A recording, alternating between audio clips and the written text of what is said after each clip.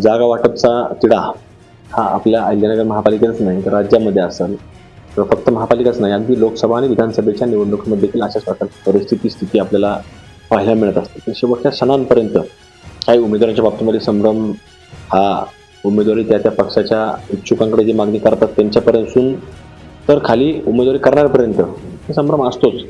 त्यामुळे आता जरी 2 दिवस असले तरी आता हा 30 तारखेचा दिवस हा अंतिम दिवस आहे. उमेदवारी अर्ज दाखल करायला 3 वाजल्यापर्यंत मुदत आहे. आणि आता उमेदवारीच्या बाबतीमध्ये किंवा महायुतीच्या बाबतीमध्ये सगळेच लोक सकारात्मक आहेत की महायुती झाली पाहिजे. मग त्यामध्ये राष्ट्रवादी काँग्रेस पक्ष असेल, भारतीय जनता पार्टी असेल किंवा शिवसेना असेल, तिन्ही पक्षांच्या वारंवार बैठका ह्या महायुती म्हणून सगळेच लोक सकारात्मक आहे.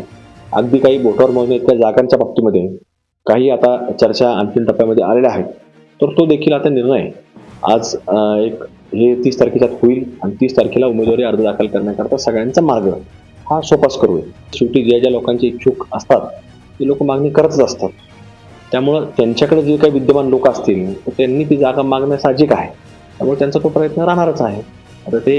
आता खासदार श्रीदादा विखे पाटील साहेब असतील, शिवसेनेचे प्रमुख काही मान्यवर असतील किंवा राष्ट्रवादीकडनं काही प्रमुख असतील, यांच्या आता बैठका सुरू आहेत. शेवटी आता जागा जसं मी सांगितलं की सगळेच लोक जागा मागणीवरती ठाम असतात, तसं त्यांची मागणी ठाम आहे की एवढ्या जागा मिळाल्या पाहिजेत किंवा ह्या जागांपेक्षा यांच्या ह्या उमेदवाऱ्या असल्या पाहिजेत असा त्यांचा आग्रह आहे. त्यावरती आता निर्णय श्रीदादा विखे पाटील साहेब येणार आहेत, चर्चा होईल, त्याच्यावरती हळूहळू एक मार्ग निघत चालेल.